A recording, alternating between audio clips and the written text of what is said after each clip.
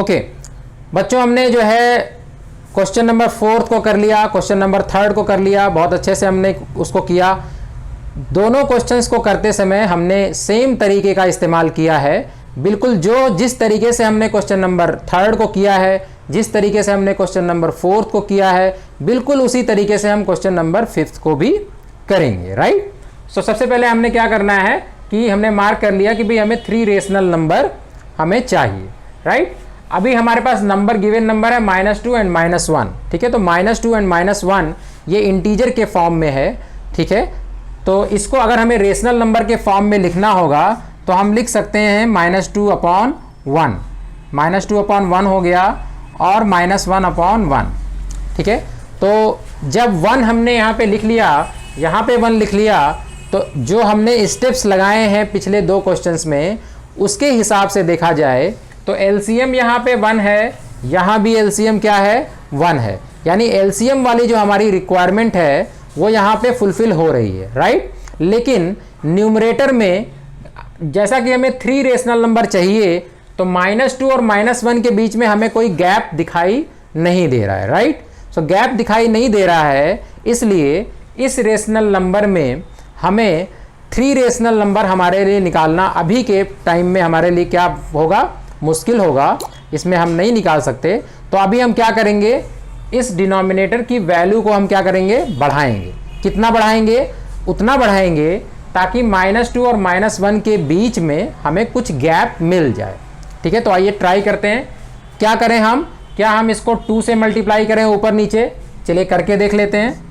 तो यहाँ पे अगर 2 से ऊपर मल्टीप्लाई करते हैं, 2 से नीचे मल्टीप्लाई करते हैं तो हमारा नंबर आता है -4/2, पहला नंबर हो गया।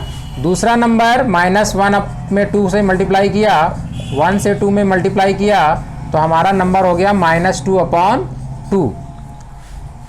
Is it clear to you? ध्यान दीजिए, अभी एलसीएम हमारा, एलसीएम कितना है हमारा 2 है एलसीएम तो सेम है, ये हमारी जो रिक्वायरमेंट है ये इसको फुलफिल कर रहा है। मगर -4 और -2 के बीच में अभी सिर्फ हमें एक नंबर मिल रहा है और वो नंबर है हमारा -3, राइट। तो हमें एक रेशनल नंबर तो चाहिए नहीं, हमें तो ज़्यादा चाहिए तो हमें क्या करना पड़ेगा, हम इसको थोड़ा सा और डिनोमिनेटर में हमें गैप चाहिए, राइट। तो एक काम करते हैं, हम जरा 3 से मल्टीप्लाई करके देखते हैं।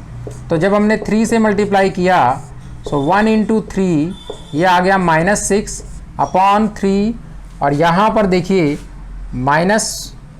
यहाँ पे आ जाएगा आपका -1/1 × 3 तो ये आ जाएगा -3/3, राइट। सो यहाँ पे देखिए डिनोमिनेटर सेम है, गैप में कितना आ रहा है, -5 आ जाएगा, -4 आ जाएगा, लेकिन अभी हमारी रिक्वायरमेंट फुलफिल नहीं हो रही है। तो इससे भी हमारी रिक्वायरमेंट फुलफिल नहीं हुई, यहाँ से भी हमारी रिक्वायरमेंट फुलफिल नहीं हुई। तो अभी हम क्या करेंगे, नेक्स्ट के लिए जाएंगे, ठीक है। देखिए अब अगर हम इसमें 3 की बजाय 4 से मल्टीप्लाई करते हैं, -2/1 × 4 अगर हमने किया और नीचे भी हमने 4 से मल्टीप्लाई किया तो -8/4 एक नंबर हो जाएगा। और -1/1 में अगर हमने 4 से ऊपर मल्टीप्लाई किया, 4 से नीचे मल्टीप्लाई किया तो -4/4 ये हो गया। अच्छा अभी इसमें चेक करते हैं। तो देखिए -7 हमें मिलेगा, -6 मिलेगा, -5 मिलेगा।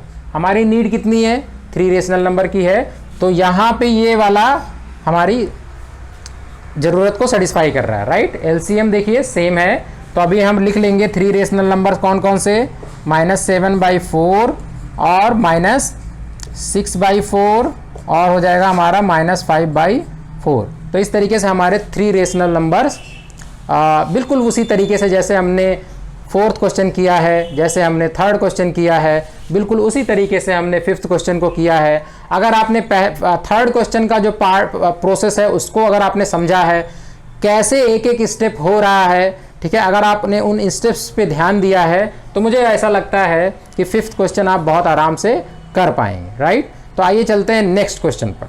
ओके, सो हमने 5th क्वेश्चन को कंप्लीट कर लिया है। अभी हम 6th क्वेश्चन को सॉल्व करेंगे। 6th क्वेश्चन में क्या दिया हुआ है, right 10 rational number which are greater than 0, ठीक है। तो इस क्वेश्चन को सॉल्व करते हैं। तो हमारा जो नंबर है हमारा जो नंबर है वो 0, और हमें रेशनल नंबर जितने भी चाहिए वो क्या चाहिए, P अपॉन Q से, P अपॉन Q जो चाहिए वो 0 से क्या चाहिए, ग्रेटर चाहिए।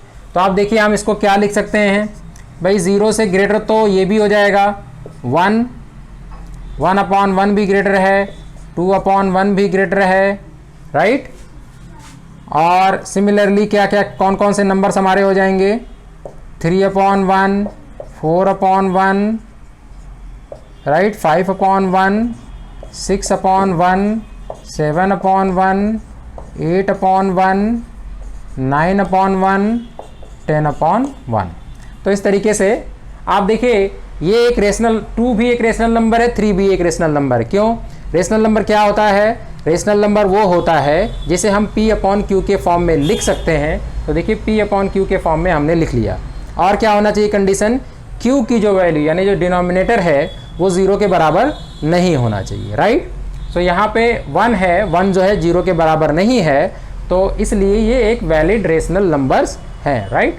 तो इस तरीके से हमने 10 रेशनल नंबर्स, तो क्वेश्चन नंबर जो 6 था वो बहुत ही ईजी क्वेश्चन था और ये लगभग एक स्टेप में ही हो गया, ठीक है बच्चों।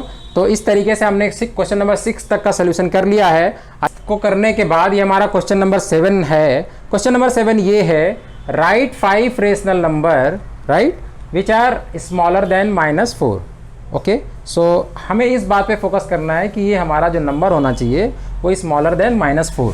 तो अगर आप नंबर लाइन ड्रॉ करेंगे तो नंबर लाइन पे ये कहीं 0 ऐसे है, -1, -2, -3, -4, -5, यानी हमारा जो नंबर है वो इधर की तरफ लाई करेगा, ऐसे स्मॉलर में इस तरफ सारे के सारे नंबर लाई करेंगे, राइट।